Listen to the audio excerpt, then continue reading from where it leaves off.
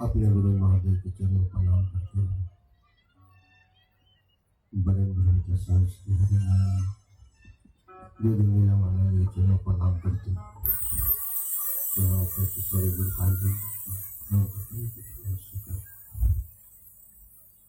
भजन तो आता नहीं है, लेकिन एक ही भजन मैं गुनगुनाता हूँ। आइए वही भजन में गाने का प्रयास करता हूँ शाह दीदी के आशीर्वाद से। आओ ऐसा कर्म हम करें, मर भी जाए तो जिंदा रहे। आओ ऐसा कर्म हम करें, मर भी जाए तो जिंदा रहे। आओ ऐसा कर्म हम करें, मर भी जाए तो जिंदा रहे।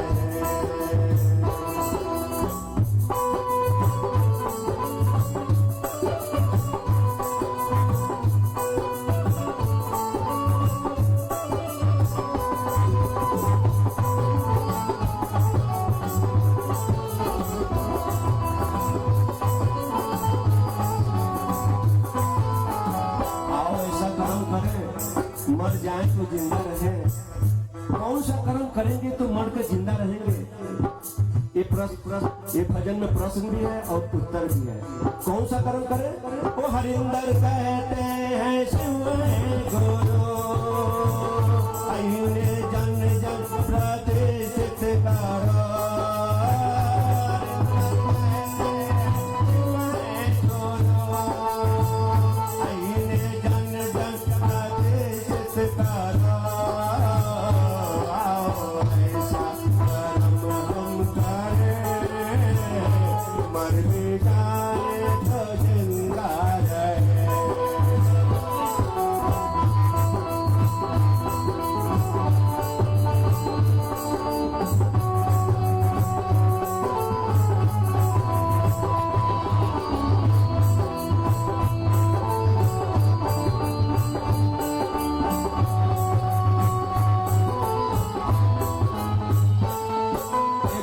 बोले भैया, अरे हम तो जीते जी मर जा रहे हैं।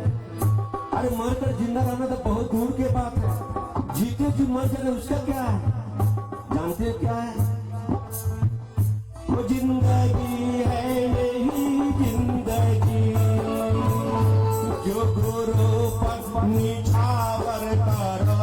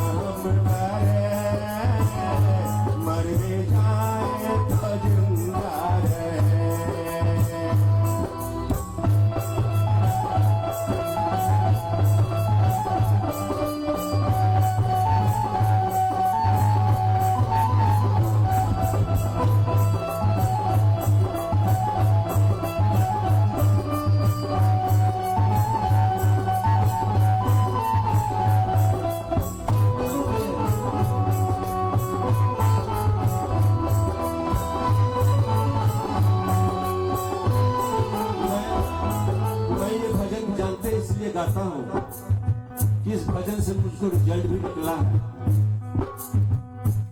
मेरे पास 12 बाजार में 4 दुकान रहते हुए भी एकदम हम खत्म हो गए थे। साहब जी के शरण मिला कि मैं जिंदा हूँ। मैं सुसाइड करने वाला था और साहब का आशीर्वाद था कि अभी तक आपके पास जिंदा हूँ। बीबी का गहना बेच के दुकानदारी की खत्म हो गए। ये गहना बच गया, 3.5 भरी का चैन था वो भी छिनताई हो गया। बच गया मात्र 70 पैसा। पिताजी बोले घर छोड़ नहीं तो शिव चर्चा छोड़। मैं 6 बार घर छोड़ा, छोटे छोटे बच्चे को लेकर और जानते हैं आज वही बच्चे को आज यहाँ सर्विस लगा हुआ इंजीनियरिंग में, जानते हैं किसी के आगे हाथ नहीं पसा रहे। कैसे? वो जिंदगी है यही जिंदगी जो गुरु पत्नी छावर करो, जिंदगी है यही जिंदगी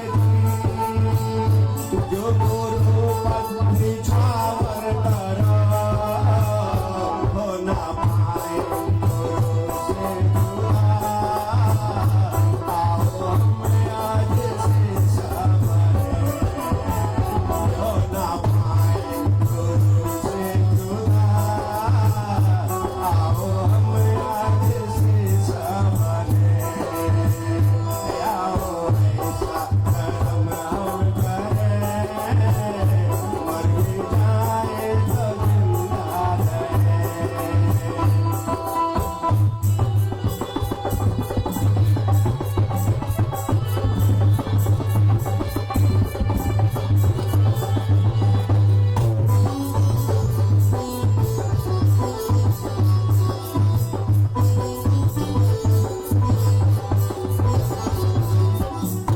हम लोग को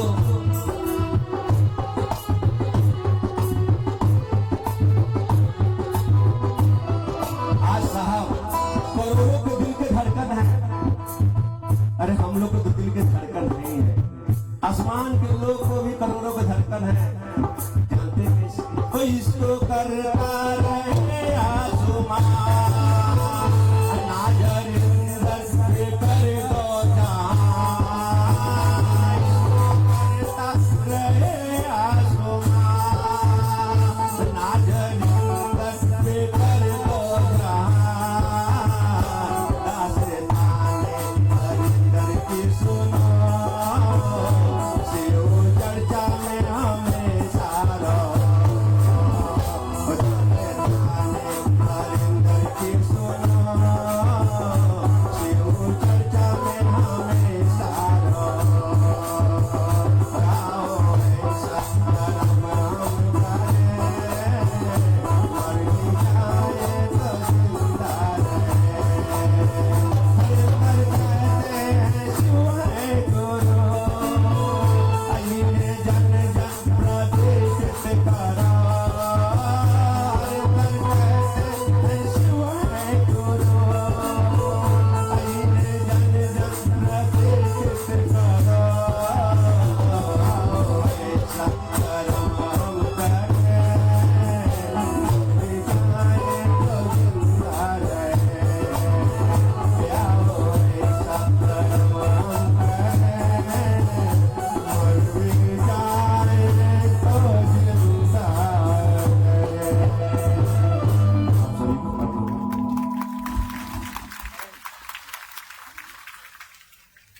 और इस कर्म के दाता गुरु महादेव और इस जीवन बैक कैमरा को जीने के मंत्र के दाता हैं साहब श्री हरिंद्रानंद जी, ये नहीं दो फास्ट जिन्होंने हमको आपको ये मार्ग दिया। शिव विशेषता का यह एक मार्ग जो हमको आपको अपने जीवन के मोल को चुकाने का इस जीवन में एक सुंदर अवसर, शिव गुरु की शिष्यता ऑडियंस और ये महोत्सव जो सीधे गुरु के आदेश से संचालित होता रहा है। गुरु का आदेश है कि दूसरों के साथ शिव गुरु की चर्चा आपको सचमुच एक दिन शिव का शिष्य बना देगा। आज इसी कड़ी में घटित यह कार्यक्रम, आइए हम आप सुनेंगे भैया श्री अर्चित आनंद जी को। रेडी अनुरोध है उनसे क्यों हम तक आए। रेडी और कंटिन्यू करो ऑडियंस उनके लिए विषय है मानव जीवन में गुरु की आवश्यकता। भैया अर्चितानंद जी। रेडी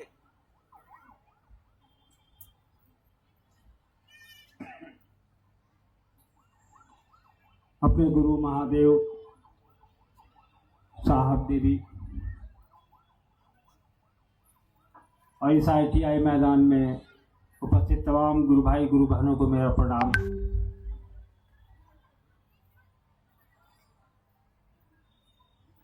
काफ़ी समय बाद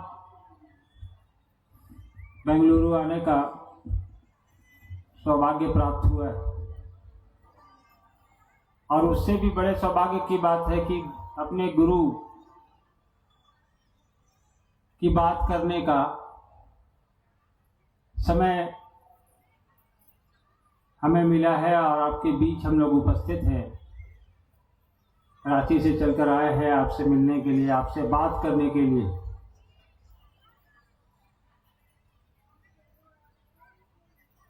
और वैसे भी कर्नाटक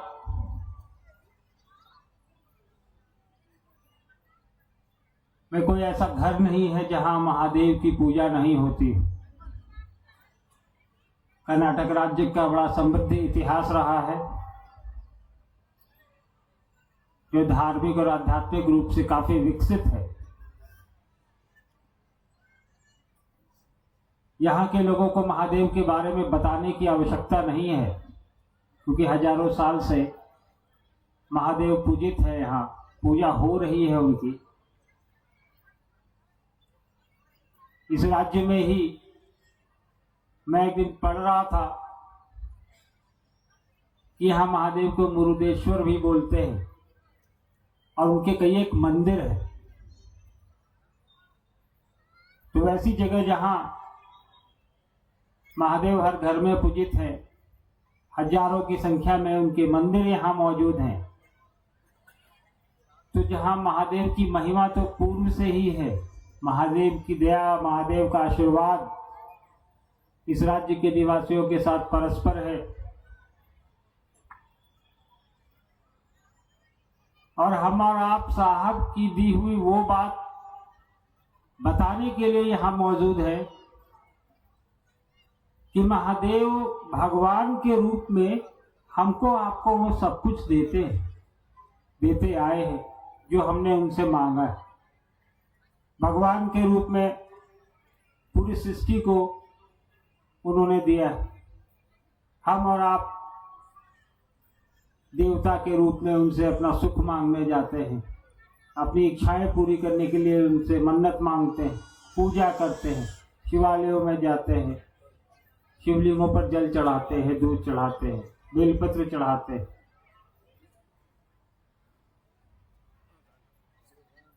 सावन में सैकड़ों किलोमीटर चलकर हम और आप पैदल मंदिरों तक जाते हैं और उनसे अपने लिए सुख, शांति, वैभव, वो हर चीज की कामना करते हैं जो हमारी आवश्यकता होती।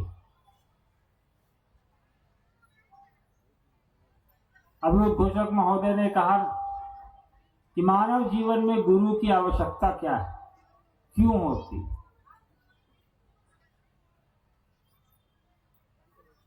धरती पर एक मानव ही एक ऐसा आदमी है, एक ऐसा जीव है जिसको हर चीज बतानी पड़ती। हम और आप जब इस धरती पर आए, जब हमने आंखें खोली, तो उस समय से लेकर के अब तक प्रतिदिन कुछ ना कुछ हमें बताना पड़ता है। छोटे थे तो माँ बाप ने चलना सिखाया, शिक्षक ने पढ़ना सिखाया, थोड़ा बड़े हुए तो कॉलेज में शिक्षकों ने सिखाया, उसके बाद समाज दुनियादारी से सीख रहे हैं आप और हम। ठीक इसके विपरीत आप देखेंगे जानवरों में ऐसी प्रवृत्ति नहीं है। उनका बच्चा खुद ही दौड़ना सीखता है, उनका बच्चा खुद ही चलना सीखता है, उनके बच्चे के पास वो चीजें हो शक्तियां भगवान ने दी हैं कि वो बिना बताए अपना जीवन यापन कर लेता है, बिना समझाए वो दौड़ लेता है, उसको बताना नहीं पड़ता है। तो मानव को चीजें बतानी पड़ती है। एक ऐसा जीव धरती पर है हम और आप कि हमें हर चीज बतानी पड़ती है कि तुमको ये काम ऐसे करना है। शुरुआत के दिनों में माँ बाप बताते हैं, उसके बाद शिक्षक बताते हैं, समाज बताता है, दुनिया बताती है। ये प्रक्रिया है। तो सांसारिक जीवन में जीने के लिए तो कई एक लोग बताने के लिए मौजूद होते हैं, कई स्तर पर होते हैं। छोटे हैं तो माँ बाप होते हैं, बड़े हुए शिक्षक हुए, उससे बड़े हुए दोस्त हुए, उससे बड़े हुए, तो फिर हर स्तर पे कोई ना कोई बताने वाला है, उसकी भूमिका अलग अलग है। लेकिन वो जो ज्ञान हमें मिल रहा है वो संसार में जीवन कैसे जिया जाए, सांसारिकता का ज्ञान हमें मिल रहा है। लेकिन कभी इस पे हम लोगों ने नोटिस किया है कि कोई है जो हम लोगों को चला रहा है, कोई है जो हम लोगों को देख रहा है, कोई ना कोई है तभी हम उसके पास जाते हैं। कोई ना कोई मंदिर में है तभी हमारी आपकी आस्था और भावना वहां से जुड़ी है। साहब ने कहा कि हम उस महादेव की बात करते हैं जिसको हम और आप हजारों साल से जान रहे हैं, उसकी पूजा कर रहे हैं, परिणाम भी मिल रहे हैं, लेकिन पूजा का परिणाम अलग होता है। साहब ने कहा कि उसी महादेव से ज्ञान लेने की भी बात करिए, ज्ञान लेने की भी चेष्टा करिए, उसकी भी कोशिश करिए। वो आध्यात्मिक ज्ञान है। वो ज्ञान आपको जीवन जीने की कला सिखाएगा कि आप अपने लौकिक और पारलौकिक में कैसे सामंजस्य बिठाएं, कैसे तारतम्य बिठाएं उनमें आप। ये ज्ञान आपको धरती का आदमी नहीं दे सकता, ये वो गुरु ही देगा। और साहब ने किसको गुरु बनाने को कहा? जगत गुरु है वो, महागुरु है वो, सबसे बड़ा देवता भी है वो, सबसे बड़े भगवान है वो। देवों को भी जब कोई कष्ट होता है तो वो कहाँ जाते हैं? महादेव के पास जाते हैं। साहब ने उसी महादेव को कहा कि हम और आप अपना गुरु बना लें, और गुरु बनाने की विधा, शिष्य कैसे बने हम और आप, वो साहब ने हमको आपको बता दी। साहब ने कहा कि वो 3 काम करें हम और आप, और हम और आप कर रहे हैं, चीजें हासिल हो रही है। महादेव के गुरु स्वरूप से जुड़कर हम और आप कुछ न कुछ अनुभूतियां प्राप्त कर रहे हैं, तभी हम और आप इतनी बड़ी संख्या में आज इस मैदान में उपलब्ध हैं। महादेव के गुरु स्वरूप से जनमानस को अगर जुड़ाव नहीं होता, कुछ अनुभूतियां नहीं होती, कुछ प्राप्ति नहीं होती, तो आप अपना समय निकाल के, अपना पैसा लगाकर, अपने बच्चों को घर पे छोड़कर इतनी दूरी से, कोई नौकरी से छुट्टी लेके आया है, कोई कहीं से आया है, तो आपको अपने गुरु के प्रति जो जुड़ाव है आपका, उसके तहत आप यहाँ पर आए। इसका मतलब कि महादेव का वो गुरु स्वरूप काम कर रहा है, तभी आप और हम यहाँ आए हैं। मैं रांची से आया हूँ, कोई बेंगलोर से होगा, कोई मैसूर से होगा, कोई हैदराबाद से होगा, और भी आसपास के जिलों से लोग होंगे।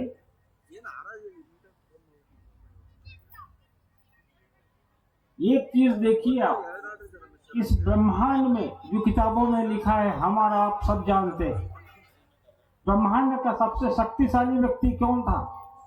त्रिलोक का स्वामी जो अपने आप को कहता था, रावण। रावण से ज्यादा शक्ति हमारे आपके अंदर तो नहीं। महादेव से बड़ा भक्त कोई उसका नहीं था। महादेव ने उसको त्रिलोक की शक्ति दे दी। उसने मांग तो ली महादेव से शक्ति, वो तो भोले बाबा दानी है, दे दिया उन्होंने। तो त्रिलोक की शक्ति मिल गई, लेकिन क्या नहीं मिला उसको? उस शक्ति का कैसे उपयोग किया जाए इसका ज्ञान नहीं मिला। नतीजा, जब रावण को ज्ञान नहीं मिला तो रावण ने गलतियां की, अपनी शक्तियों का दुरुपयोग किया, और नतीजा आप देख लीजिए। तो जिस महादेव से उसने त्रिलोक की शक्तियां मांगी, उसी महादेव से वो उस शक्तियों को धारण करके उसका इस्तेमाल करने का ज्ञान भी मांग लेता तो रावण भी आज प्रासंगिक होता। लेकिन आज वो है, जानते हैं लोग उसको, लेकिन उसके जानने का, उसके पहचानने का अर्थ बदला हुआ है, उसकी पहचान बदली हुई है। लंकाधिपति, त्रिलोक स्वामी, लेकिन उनकी पहचान दूसरे तरीके से। तो ये ज्ञान जो है जीवन जीने का, जीवन को कैसे बिताया जाए, जो आपको शक्तियां मिली हैं उसका कैसे उपयोग किया जाए, वो ज्ञान भी तो एक आध्यात्मिक गुरु ही दे सकता है। शारीरिक गुरु आपको संसार की चीजें बता सकता है। यहाँ अभी बच्चे बास्केटबॉल खेल रहे हैं, बगल में कोई क्रिकेट खेल रहा है, तो उनको जो सिखा रहा होगा वो गुरु उनको क्रिकेट ही सिखाएगा, क्योंकि वो क्रिकेट सीखने वहां आए हैं। वो उनको कोई और खेल खेलना नहीं सिखाएगा। लेकिन महादेव उस गुरु की बात हम और आप कर रहे हैं जो विश्व गुरु है, जिसका इतिहास हजारों साल पुराना है। और शिव को गुरु मानने की परंपरा कोई नई तो है नहीं, किताबों में हमने अपने पढ़ा होगा। पूर्व में भी 112 शिव शिष्य हुए हैं, पुस्तक में है। शिव पुराण आप जब पढ़ेंगे तो उसमें लिखा है, लेकिन उसमें से कितने लोगों को आप जानते हैं? कितने शिव शिष्य ऐसे हैं जिनको आप जानते हैं कि नहीं ये भी शिव शिष्य हमसे आपसे पहले हुए हैं? हम तो नहीं जानते थे किसी को। जिसने पुस्तकें पढ़ी होंगी वो उनको ज्ञात होगा कि हमसे आपसे पहले भी शिव के शिष्य हुए हैं। लेकिन उन लोगों ने क्या किया? शिव को गुरु बनाया, अपनी चीजें अपने तक सीमित रखी, वो लाभ, वो शिव के गुरु स्वरूप का सानिध्य खुद तक सीमित रखा, अपने कुछ अनुयायी या अपने शिष्यों तक उसको विस्तार दिया। समाज को, सृष्टि को, दुनिया को, पूरे विश्व को यह बोध नहीं हुआ कि महादेव भी गुरु का काम करते हैं। जब वो इंसान उनका शिष्य हो सकता है तो हम और आप भी हो सकते हैं। ये बोध हमको आपको किसने कराया? साहब ने कराया। और इस बोध के साथ साहब ने कहा कि देखो ये 3 काम कर लो, चौथा कुछ करने की जरूरत नहीं है, ना किसी का सुनने की जरूरत है। 3 के बाद चौथा किसी की सुनने की जरूरत नहीं है। ये 3 काम आप अगर हम और आप ईमानदारी से कर लें तो कुछ और करने की आवश्यकता नहीं है। इन 3 कामों में 2 काम तो हमारे अपने लिए हैं, दया मांगना और नमन करना। एक है जो चर्चा करना, दूसरों को बताना कि शिव मेरे गुरु हैं, आपके भी हो सकते। इसके पीछे क्या सोच हो सकती है साहब की कि हम सबको कहते चलें, आज यहाँ पे हजारों लोग बैठे हैं, हम लोग आप लोग को कह रहे हैं, आप किसी और को कहेंगे, वो किसी और को कहेगा कि शिव मेरे गुरु हैं, आपके भी हो सकते हैं। क्या फायदा इससे आपको, या क्या फायदा हमें, या साहब को क्या फायदा हुआ? साहब की यही सोच कि उससे मेरा कल्याण तो हो ही रहा है, क्योंकि मैं इसी बहाने महादेव का नाम ले रहा हूं, महादेव के उस स्वरूप से जुड़ रहा हूं, और उसका भी कल्याण हो रहा है जो इस बात को सुन रहा है। दिन भर में जितनी बार आप लोगों को बोलेंगे उतनी बार उस महादेव के सानिध्य में जाएंगे, उसके परिधि में जाएंगे। आपकी सोच में वो महादेव आएगा, चाहे 5 सेकंड 10 सेकंड के लिए क्यों नहीं आए। आपने जैसे ही किसी को ये कहा तो उसमें उसका कल्याण के साथ साथ मेरा भी कल्याण है, क्योंकि मैं भी महादेव का नाम ले रहा हूं, उसको बताने में कि महादेव मेरे गुरु हैं, आपके भी हो सकते हैं, मान जाइए।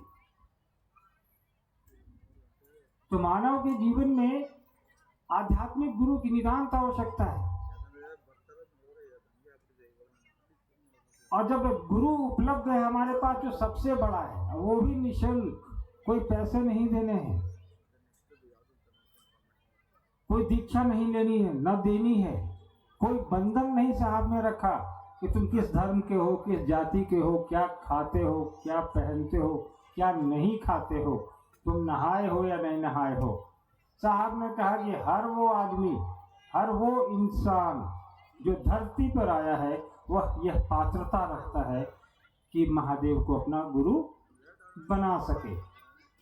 यानी हमारी आपकी पात्रता सिर्फ इंसान होना ही है। धरती पर हम और आप आ गए, हमारे अंदर ये पात्रता हो गई कि हम उस महादेव से जुड़ सकें जो गुरु का काम करता है, हम उसको अपना शिष्य भाव दे सके।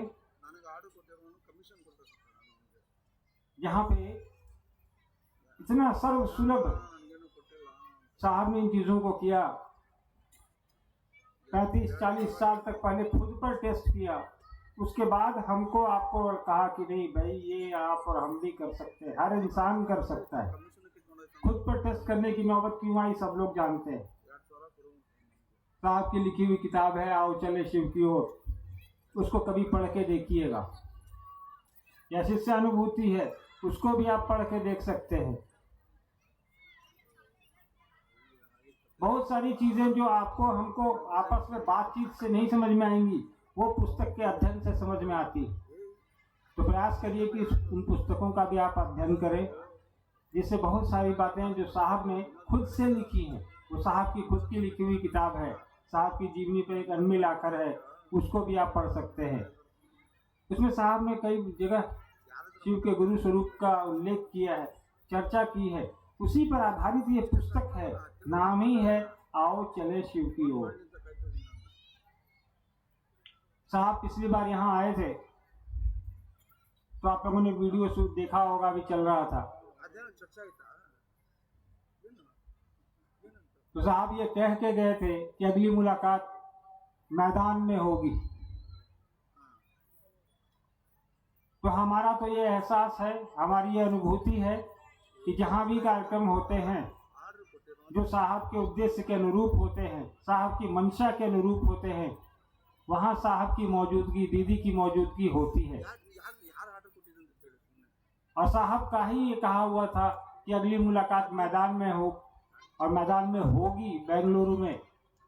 तो मैं ये भरोसा है मुझे कि साहब आज भी यहाँ मौजूद होंगे हमारे आपके साथ आशीर्वाद देने के लिए।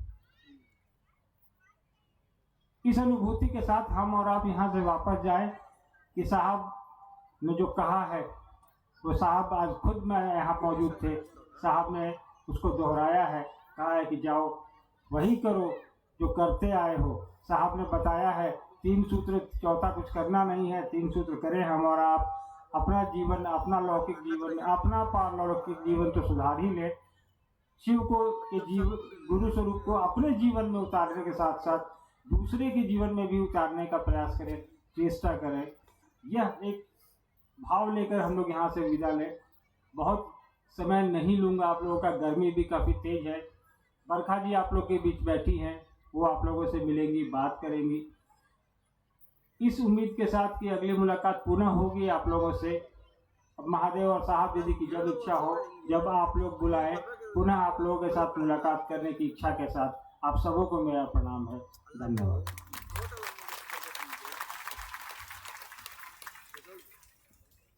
अभी हम लोग भैया अर्चितानंद जी को सुन रहे थे। बहुत ही सुंदर सुंदर आध्यात्मिक बातों को हमारे आपके हृदय तक पहुंचाने का प्रयास किया है। आइए हम आप एक भजन सुनते हैं और इस भजन के बाद सीधे हम लोग दीदी बरखा आनंद जी को साहब दीदी के संकल्प के विस्तारीकरण में जो उनका समर्पण है उसके साथ आइए एक भजन सुनते हैं। भाई श्री दिवाकर जी।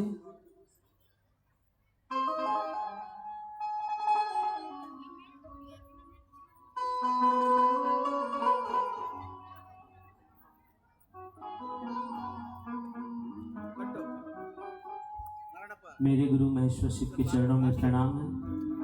प्रणाम है मेरे साहब मेरी दीदी के चरणों में। यहाँ पर आए हुए सभी गुरु भाई गुरु बहनों के चरणों में प्रणाम करता हूँ। आप मेरा प्रणाम स्वीकार करें। चलिए एक भजन की ओर चलते हैं।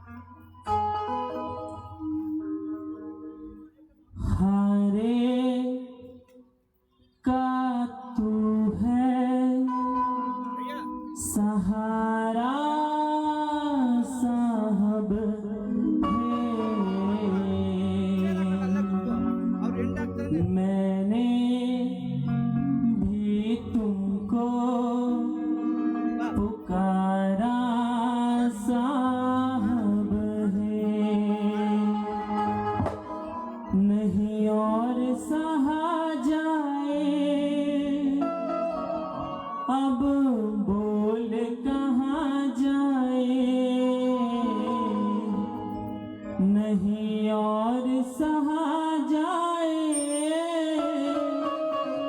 अब बोल कहाँ जाए, हारे का तू है सहारा साहब है, मैंने भी तुमको पुकारा साहब है, हारे का तू है सहारा साहब है, मैंने भी तुमको पुकारा साहब है, नहीं और सहा जाए, अब बोल कहाँ जाए, नहीं और सहा जाए, अब बोल कहाँ जाए, हारे का तू है सहारा साहब है, मैंने भी तुमको पुकारा साहब है।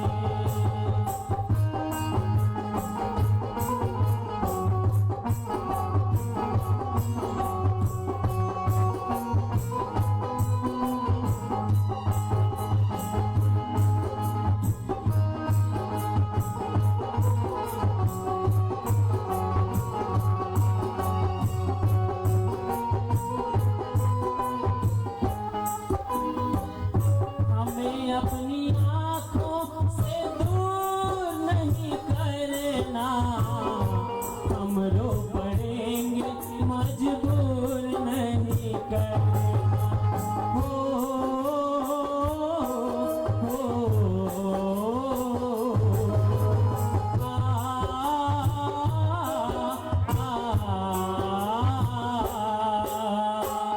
हमें अपनी आँखों से दूर नहीं करना, हम रो पड़ेंगे मजबूर नहीं करना, अपनों के सताए हैं तेरी शरण में आए हैं, अपनों के सताए हैं तेरी शरण में आए हैं, हारे का तू है सहारा साहब है, मैंने भी तुमको पुकारा साहब है, हारे का तू है सहारा साहब है, मैंने भी तुमको पुकारा साहब है।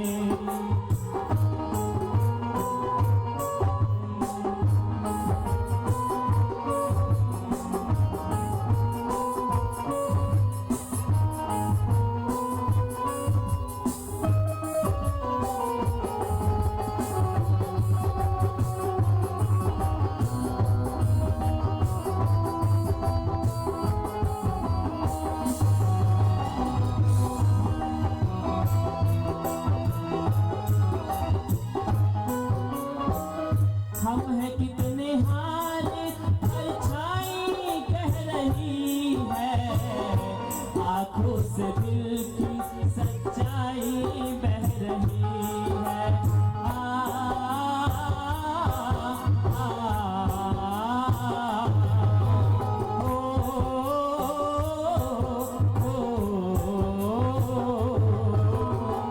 हम है कितने हारे परछाई कह रही है, आंखों से दिल की सच्चाई बह रही है, ये नीर जो बहता है रो रो के कहता है, ये नीर जो बहता है रो रो के कहता है, हारे का तू है सहारा साहब है, मैंने भी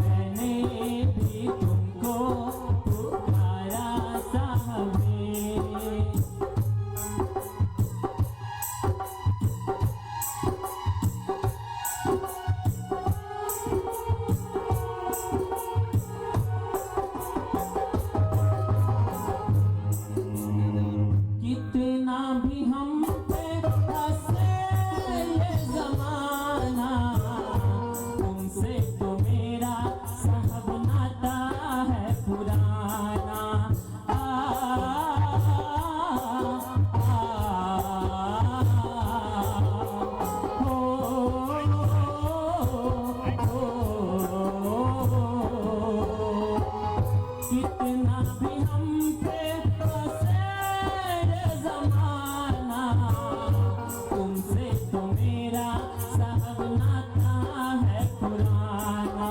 संतोष यही मन में तुम हो मेरे जीवन में, संतोष यही मन में तुम हो मेरे जीवन में।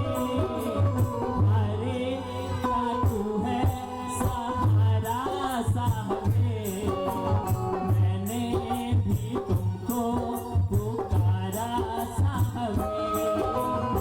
अरे क्या तू है सहारा साहबे, मैंने भी तुमको पुकारा साहबे। नहीं और सहा जाए अब बोल कहाँ जाए, नहीं और सहा जाए अब बोल कहाँ जाए। अरे का तू है सहारा साहबे, मैंने भी तुमको पुकारा साहबे। अरे का तू है सहारा साहबे, मैंने भी तुमको पुकारा साहब है। सबके चरणों में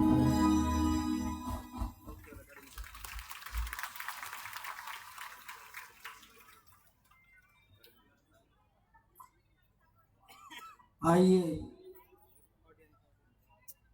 हम आप सभी मिलकर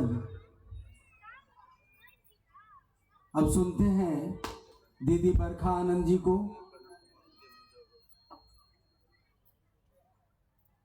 जिनके जीवन का एक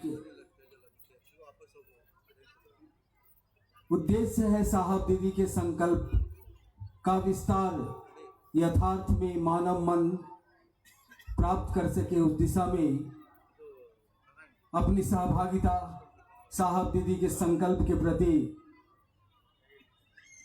इनके जीवन का अधिकांश भाग का समर्पण आज देखा जा रहा है, अनुभूत किया जा रहा है। भ्रमण ही भ्रमण, और आज भ्रमण की कड़ी में यह बेंगलुरु का शिव गुरु महोत्सव में हम आप उनको सुनने जा रहे हैं। दीदी बरखानंद जी हमारे आपके बीच हैं। विषय है आओ चलें शिव की ओर। यह आवाज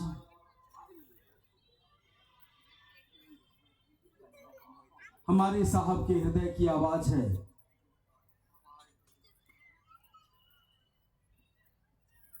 आओ चलें शिव की ओर। इस पर हम अब सुनेंगे दीदी बरखानंद जी को।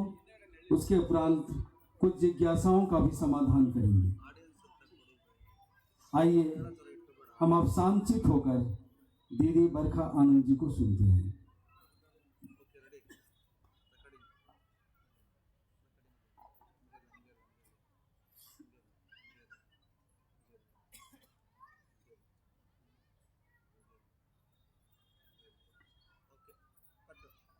मेरे गुरु महेश्वर शिव को मेरा प्रणाम है। इस कालखंड के प्रथम शिव के शिष्य और हम सबों के परम आदरणीय हमारे वर्ण गुरु भ्राता साहब श्री हरिनानंद जी के चरणों में मेरा प्रणाम है। शक्ति स्वरूपा मां नीलम आनंद जी के चरणों में मेरा प्रणाम है। और बेंगलोर के इस ITI मैदान में उपस्थित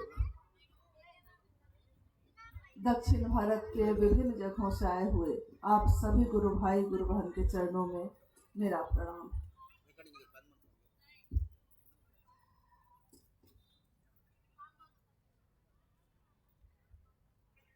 लगभग 10 वर्ष पूर्व बेंगलोर की इसी धरती पे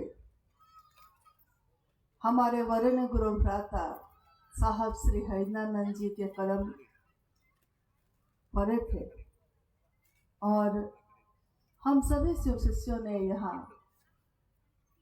अपने गुरु शिव का महाउत्सव मनाया और हमने अभी सुना भी साहब की उस बात को, उस चर्चा को जो उन्होंने हैदराबाद और बेंगलोर में शिव शिष्यों की संगोष्ठी में कही। उन्होंने कहा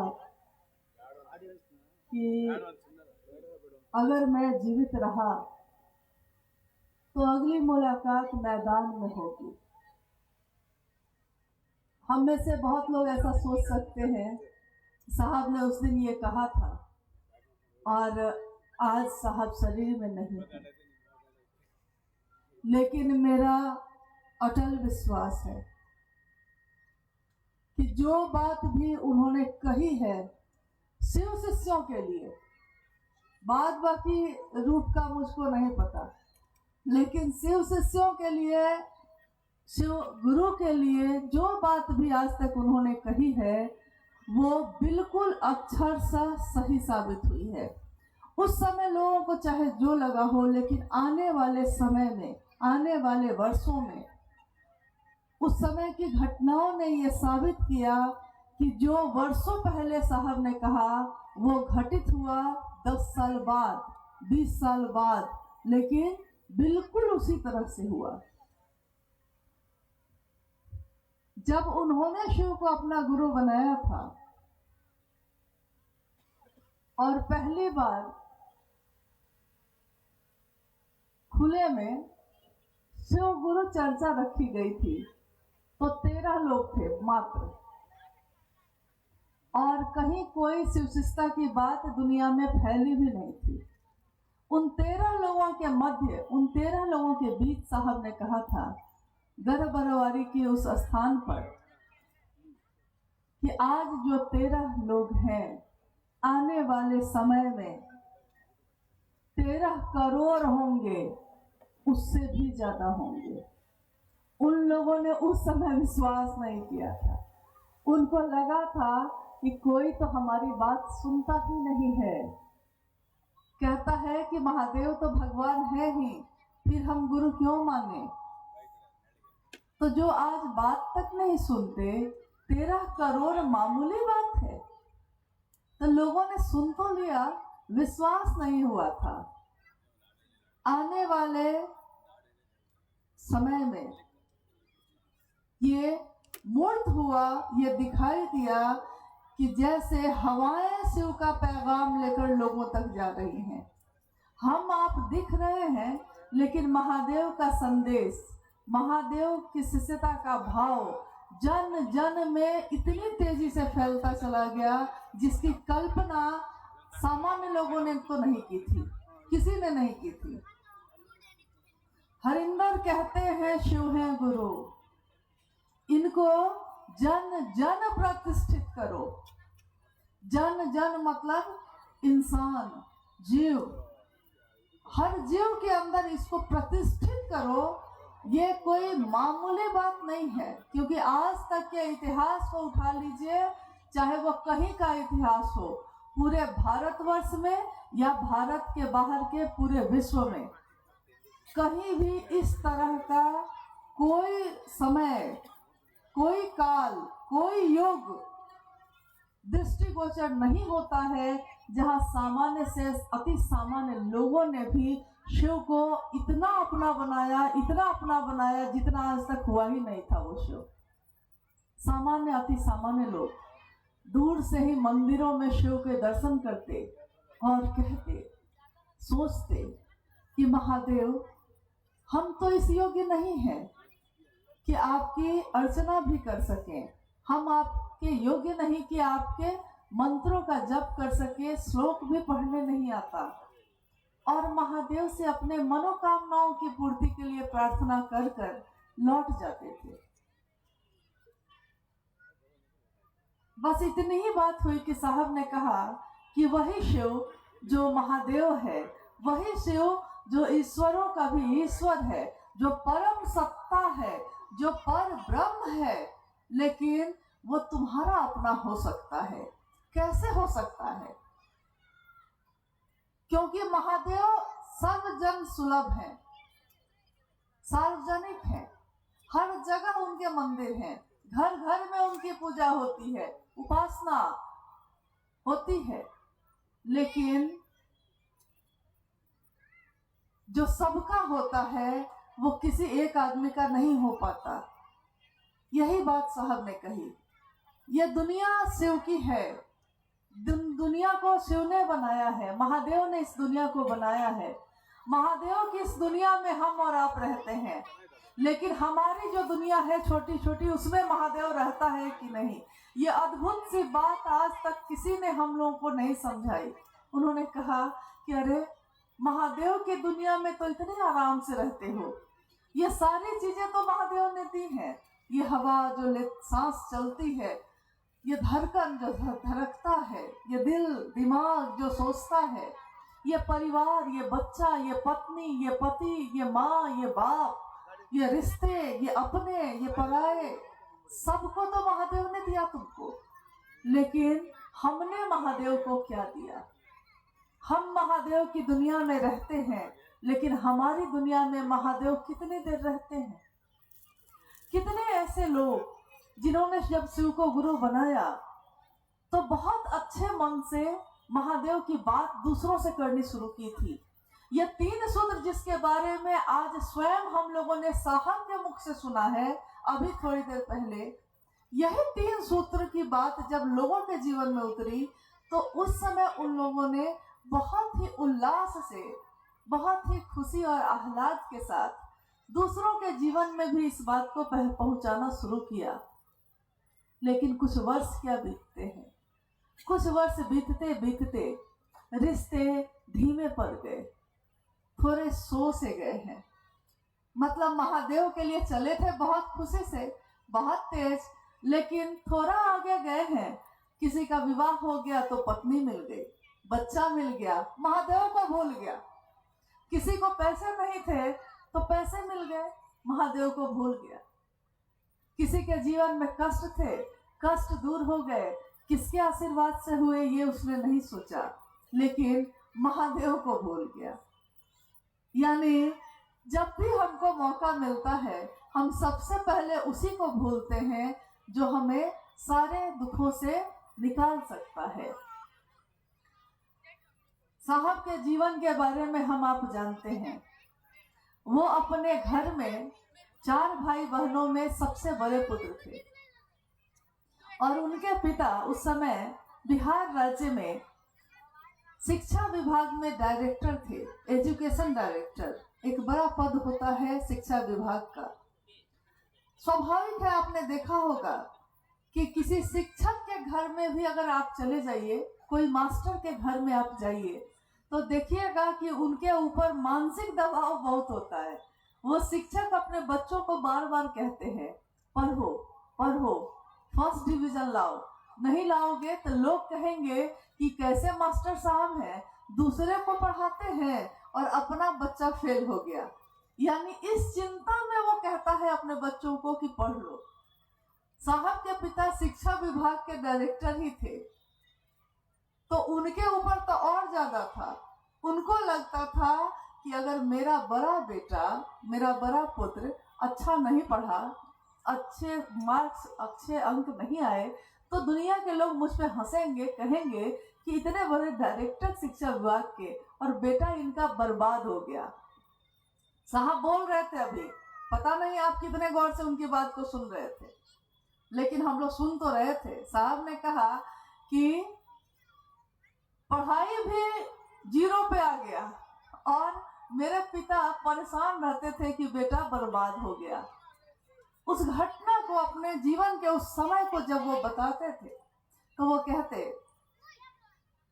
कि मेरे बाबूजी ने मुझको कहा कि तुम बड़े हो घर के, अगर तुम अच्छे नहीं निकले तो तुमको देख देख कर दूसरे बच्चे भी, दूसरे भाई बहन जो छोटे हैं वो भी कुछ नहीं करेंगे, कहेंगे कि भैया ने नहीं किया तो हम भी नहीं करेंगे। यानी तुम्ही पे सारी जिम्मेदारी है और तुम पढ़ते नहीं हो। यहाँ तक कि 12-13 वर्ष की आयु में वो शमशान साधना करने लगे, कब्रिस्तान साधना करने लगे, साधुओं और घोड़ियों के पीछे भागने लगे। और थोड़ा समय बीता तो शिव को ही गुरु मान बैठे। उनके पिता डॉक्टर विश्वनाथ सिंह जी साहब के पिता, उन्होंने कहा कि पहले तो यही करता था, अब तो केवल महादेव महादेव करता है। तो उन्होंने कहा कि अब तुम बर्बादे हो गया एकदम।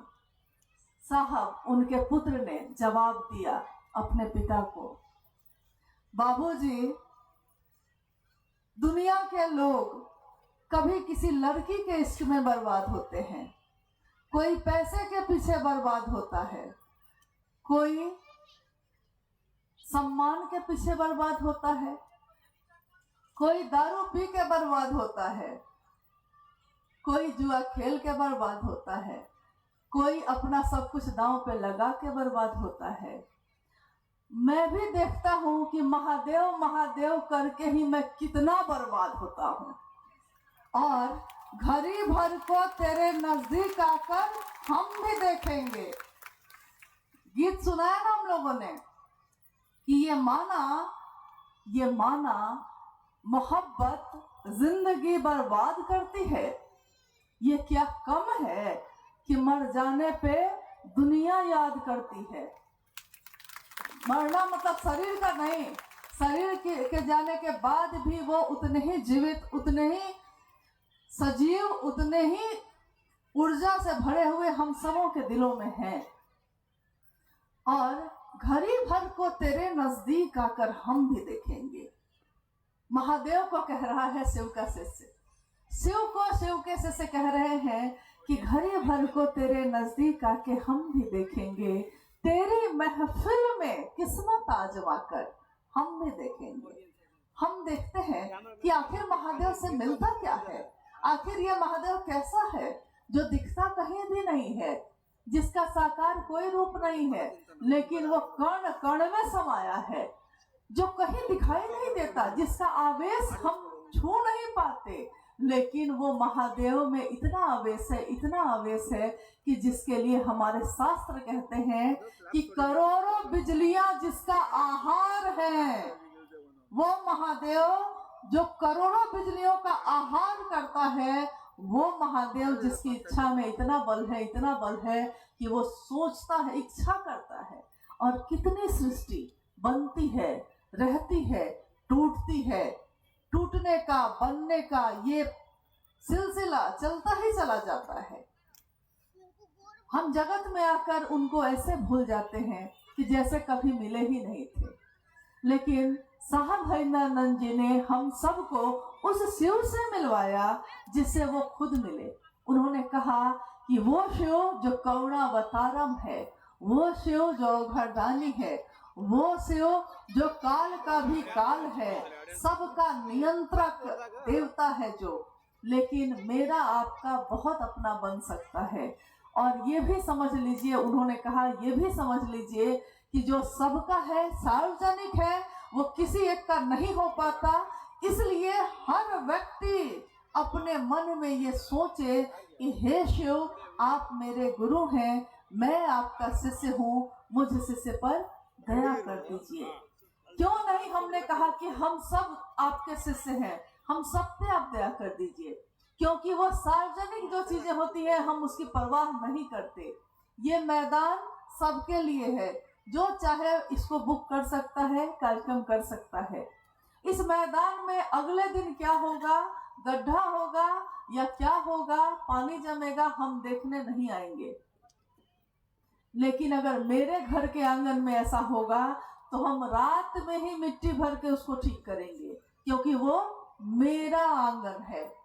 साहब ने कहा कि इंसान ऐसा ही होता है, जीव के अंदर यही भावना होती है कि जिस चीज के साथ मेरा जुड़ जाता है उसके प्रति उसकी परवाह बहुत ज्यादा बढ़ जाती है।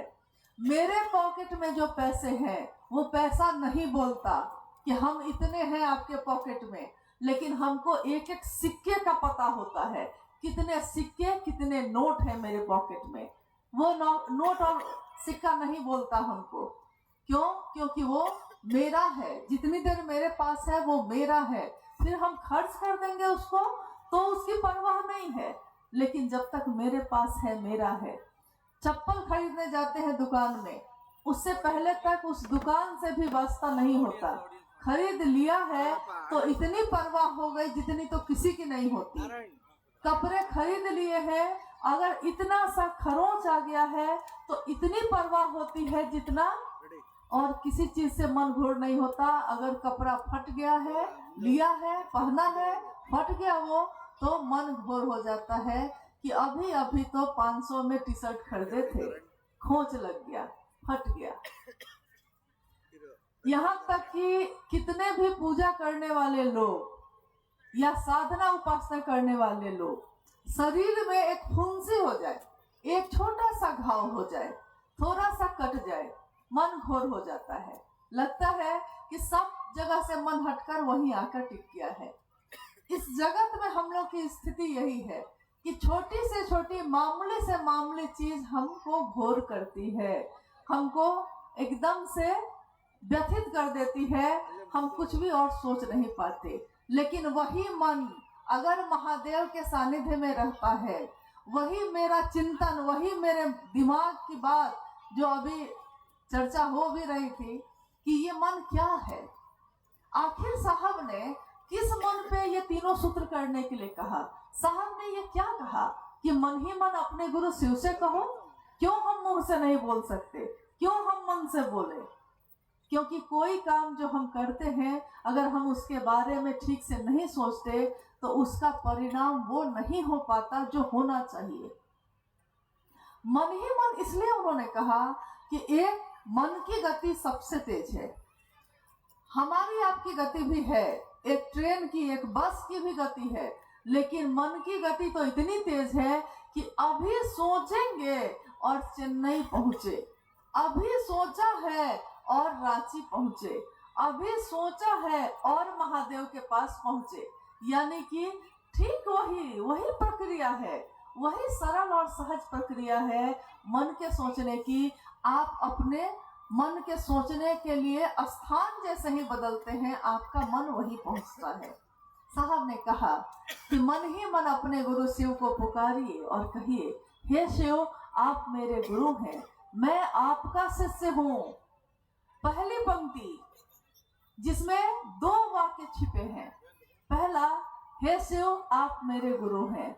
महादेव को एक सामान्य जीव कह रहा है, जिसकी कोई बिसात नहीं है, जिसकी अपनी कोई ताकत नहीं है, शक्ति नहीं है, वो कह रहा है हे शिव, पुकारता है शिव को, आप मेरे गुरु हैं। जब तक हम किसी को कहते हैं कि आप मेरे हैं, मतलब कि मैं भारी हूं और आप हल्के हैं। मैं कहूं कि आप मेरे भाई हैं, आप मेरे भाई हैं, यानी कि याद रखिएगा कि आप मेरे हैं, यानी मेरा भारी है और सामने वाला हल्का है। लेकिन जैसे ही उसके बाद की पंक्ति हम बोलते हैं कि मैं आपका शिष्य हूं, अब आप भारी हैं और मैं हल्का हूं।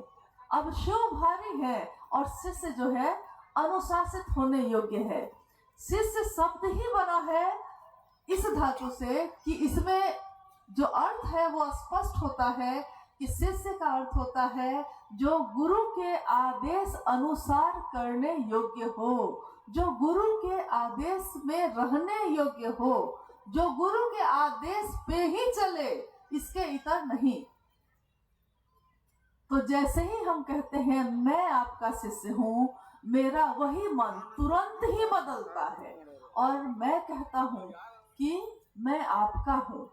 अब आपका हुक्म चलेगा, अब आपका आदेश चलेगा और जो आप कहेंगे वो मैं करूंगी। मैं तुम्हारा हूं, तुम मेरे हो। दोनों में अंतर क्या होता है? हम कहते हैं कि तुम मेरी हो तो सामने वाले को लगता है कि अधिकार जमा रहा है, मतलब कि मैं मालिक हूं, तुम नौकर हो, मेरा आदेश होगा, तुमको मानना होगा। लेकिन जैसे ही हम कहते हैं कि मैं तुम्हारा हूँ।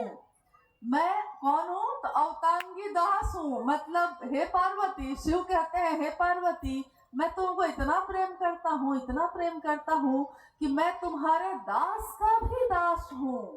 देखिए, प्रेम में होता ये है कि जिससे हम प्रेम करते हैं वो भारी हो जाता है और मेरा अस्तित्व हल्का हो जाता है। अभी साहब कह रहे थे, अपनी चर्चा में साहब कह रहे थे कि जिसकी बात आप सबसे ज्यादा करते हैं, देखिए एक दिन उससे प्यार हो जाता है।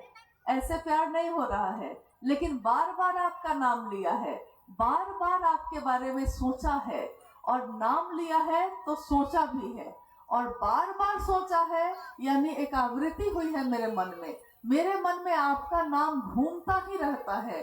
तो होता यह है कि जो विचार, जो बात दिमाग में पैदा हुई थी, वो अब दिल में प्रवेश करती है, और जब दिल में प्रवेश करती है तो हम कहते हैं भाव है। भाई का भाव, बहन का भाव, दोस्त का भाव, शिष्य का भाव है। बहन का बहन के लिए है, गुरु के लिए शिष्य का भाव है। बस इतना ही सरल और सहज है। ये बहुत बड़ा कर्मकांड नहीं है, बहुत बड़ी व्याधि नहीं है इसमें कि बहुत लंबा चौड़ा कुछ करना होगा, ऐसा कुछ भी नहीं है। उतना ही सरल, उतना ही सहज, जितने सहज प्रेम से परमात्मा लभ्य होते हैं। ये साहब की वाणी है जो उन्होंने शिष्यानुभूति में लिखी है कि मनुष्य के सहज प्रेम से परमात्मा लभ्य होते हैं। सहज प्रेम से, जिस प्रेम से हम माँ को बुलाते हैं, जिस प्रेम से पिता को बुलाते हैं, जिस प्रेम से पति को बुलाते हैं, जिस प्रेम से अपने बच्चे को बुलाते हैं, उतने ही सहज और प्रेमपूर्ण पुकार से वो शिव भी मिल जाते हैं। लेकिन हम उस शिव के लिए क्या करते हैं? क्योंकि जगत के हर रिश्ते के लिए हम करते हैं। कोई रिश्ता ऐसा नहीं है जिसके लिए हम नहीं करते। अगर पत्नी है आप, तो पति आपके जीवन की निर्वहन जीवन का कैसे हो इसकी कोशिश करता है। वो कमाता है, कमा के घर में पैसे लाता है, राशन लाता है, चूल्हा जलाता है, खाना, कपड़ा, बच्चे की पढ़ाई सब देखता है। बच्चा भी, पिता आया है तो पानी का ग्लास लेकर जाता है, पाँव दबाता है थका है तो। पत्नी पति की परवाह करती है, बच्चे माँ बाप की परवाह करते हैं, दादा दादी नाना नानी की परवाह करते हैं। यानी जो भी मेरा है हम उसकी परवाह करते हैं। लेकिन क्यों शिव को हम भूल गए, जो अपने से भी अपना है? जब सारे रिश्ते नाते छोड़ जाते हैं तब वो शिव ही रहता है ना, उसके सिवा तो कोई नहीं रहता। और क्या हमने इसको अनुभूत नहीं किया है? जब दुनिया में, इस जगत में वैसी परिस्थिति आई तो हमारा मन इसको महसूस किया है कि नहीं? आज अभी जितने लोग हम लोग यहाँ बैठे हैं या जो पीछे भी बैठे हैं, थोड़ा सोचिए, दुनिया में हर कुछ दिन पे एक महामारी आती है। जब भी आती है मानव का मन घबराता है, परेशान होता है, बेचैन होता है और आश्रय ढूंढता है। आश्रय अपने मन के लिए, अपने जीवन के लिए, और उस समय उसको शिव के सिवा कोई याद नहीं आते। क्यों? क्योंकि अगर कोरोना जैसी बीमारी हो जाती है जो दिखाई नहीं देती है, लेकिन उसके कारण अपने अपनों के शरीर से भी दूर हो जाते हैं, अपने अपनों की परवाह करना भी छोड़ देते हैं। उस समय हमको किसकी याद आई थी? किसके कारण हमारे मन को बल मिला था? किसके कारण हमने सोचा था महादेव आप मेरे साथ हैं, मुझको कुछ नहीं होगा? साहब ने रांची में उपवन में बैठे हुए कहा था, उस समय जब हम लोग पूरे भारत से ये खबर ले रहे थे कि लोग कैसे हैं, साहब ने कहा था जिसने भी शिव को अपना गुरु माना है, जिसने भी शिव को अपना शिष्य भाव दिया है, इन बीमारियों से उसकी मौत नहीं होगी। हम कहते हैं वो साधारण शरीर में आए हुए सत्ता है, क्या बात करते हैं आप? और सच्चाई ये है कि सही है कि शिव शिष्य को कुछ नहीं हुआ, कहीं से कोई खबर नहीं आई। जहां से भी खबर आई तुरंत साहब को सूचना दी गई और सारे लोग सुरक्षित बचे। साहब ने अपनी लाइव चर्चा में साफ कहा, उपवन में अपने आंगन में बैठे हुए उन्होंने कहा, आपका सुरक्षित जीवन मुझको वापस चाहिए। आप लोगों ने सुना था इस बात को कि नहीं? क्या आप लोगों ने कभी सुना था इस बात को जो साहब कह रहे थे? आपका सुरक्षित जीवन मुझको वापस चाहिए। क्यों? क्योंकि अगर आप सुरक्षित रहेंगे, आपका जीवन रहेगा, तभी ना इस जगत में महादेव की बात होगी। तो उस समय जिसने सारे सहारे जब छूट गए, तो जिसका सहारा मिला था, आज जब सुख में है तो उस सहारे को भूल कैसे गए? महादेव ने दीक्षा मांगी क्या? महादेव ने हम लोगों से पैसे मांगे क्या? महादेव ने हमसे संपत्ति मांग ली है, हमारा फ्लैट मांग लिया है, कपड़े मांगे हैं? कुछ भी नहीं मांगा है। अरे सब कुछ त्याग के बैठा है वो। क्या वो करेगा? लेकर चढ़ागा। सब कुछ जो त्याग के खुद बैठा है, वो हमारा आपका चढ़ावा लेकर क्या करेगा? लेकिन उसको चाहिए, क्या चाहिए? भाव। एक शिष्य का अपने गुरु के लिए, गुरु पे न्योछावर होने का जो जज्बा है, जो भाव है हर जीव के अंदर, वो जज्बा, वो भाव चाहिए शिव को। क्या हम अपने गुरु शिव को ये भी नहीं दे पा रहे हैं? और अगर नहीं दे पा रहे हैं तो हमको अपने बारे में सोचने की जरूरत है। हमने जगत के सारे लोगों के लिए सब कुछ किया है, अपने गुरु शिव के लिए क्यों नहीं करते? क्योंकि उससे सुंदर कुछ भी नहीं है, उससे ज्यादा अपना कोई नहीं है, उससे ज्यादा हम पे करुणा बरसाने वाला कोई नहीं, और उससे ज्यादा हमारे मन के नजदीक कोई नहीं। क्यों नहीं हम उसकी बात करते? ये 3 सूत्र जो साहब हरिंद्रानंद जी ने हम सबके जीवन में उतारा है, हम अपने जीवन के कुछ भी समय को इस काम को करने में नहीं दे सकते। जब कोई कार्यक्रम होगा तो हम लोग आ जाएंगे, लेकिन प्रतिदिन के जीवन में हम क्या करते हैं? क्या अपने प्रतिदिन के जीवन में, हमारे जीवन में जितने भी लोग मिलते हैं, प्रतिदिन मिलते हैं बहुत सारे लोग। आप सब्जी खरीदने जाते हैं, आप गाड़ियों से चलते हैं, आप व्यापार करते हैं, आप ऑफिस में काम करने जाते हैं, आपको लोग ही लोग मिलते हैं। ये दुनिया इंसानों से भरी हुई है, लेकिन वो सब तट पे खड़े हैं, क्योंकि उन तक महादेव की बात पहुंचाने वाला कोई नहीं है। हम तक और आप तक तो महादेव की बात पहुंच गई, लेकिन उन लोगों तक नहीं पहुंची जो तट पे खड़े हैं, नाव के इंतजार में कि कब नाव आएगी, कब मुझको पार उतारेगी। कोई आएगा मेरे गांव में, मेरे सोए भाग्य को जगाएगा।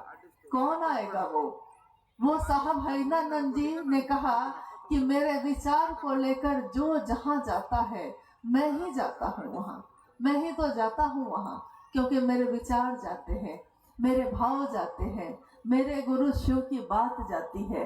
हम अपने साहब को क्या दे सके क्या नहीं, ये विषय अब सोचने का नहीं है, लेकिन जो उन्होंने चाहा है, अगर आपको हमको लगता है कि मेरे जीवन में उस साहब ने शिव की करुणा को उतारा है, शिव की शिष्यता को दिया है, तो हम अपने साहब के प्रति कृतज्ञ हैं, और कृतज्ञ होकर हम उनके लिए इतना ही कर सकते हैं कि उनकी बात को दूर दूर तक पहुंचा सके, जहां तक भी पहुंच सके, जहां तक भी आप जा सकिए।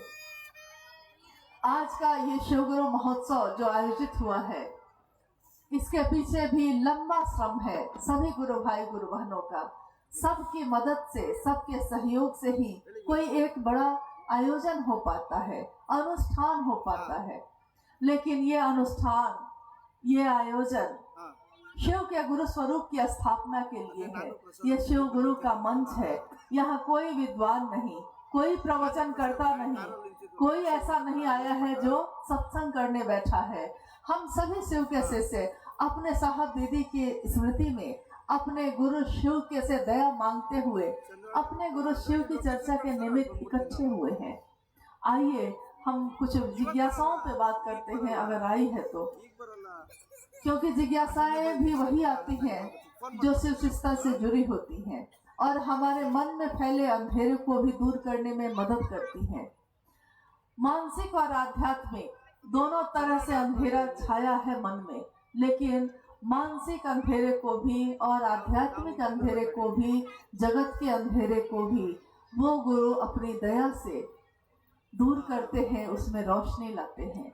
जगत के अंधेरे को रात हो जाएगी तो जगत में अंधेरा है, रास्ते पे अंधेरा है, हम बल्ब जला लेंगे, हम टॉर्च जला लेंगे, कुछ नहीं मोबाइल में ही आजकल टॉर्च आने लगा है, मोबाइल ही जला लेंगे, रोशनी हो जाएगी। लेकिन मेरे मन में जो अंधेरा फैला है, ये अकेलापन जो है, ये भीड़ में रहते हुए भी जो अकेले होने का दर्द है, इस दर्द को कौन दूर करता है? वो गुरु, वो शिव अपनी करुणा से इस दर्द को दूर करते हैं, इस पीड़ा को दूर करते हैं। तो आइए, हम कोई जिज्ञासा है तो उस पर बात करते हैं। हाँ, स्थानीय गुरु भाई गुरु बहनों के द्वारा जिज्ञासा है कि भगवान शिव और गुरु शिव में क्या अंतर है, कृपया समझाया जाए। भगवान शिव और गुरु शिव में क्या अंतर है? जिज्ञासा ये आई है। भगवान शिव है तो वो भी शिव। भगवान जब हम कहते हैं यानी ईश्वर, महेश्वर, तो महेश्वर के रूप में वो संपूर्ण रूपों में है, सारे स्वरूप उनके उसी में है। औघड़दानी है वो। हम मनोकामना मांगते हैं, कहते हैं महादेव ये चाहिए, तो महादेव सोचेंगे नहीं, भाव के भूखे हैं, भाव देते हैं तो उसी भाव से परिणाम भी आ जाता है, जो मांगा है वो मिल जाता है।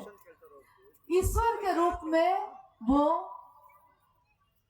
सारे गुण रखते हैं, इच्छा भी वही है, ज्ञान भी वही है, क्रिया भी वही है और चित्त और आनंद भी वही है।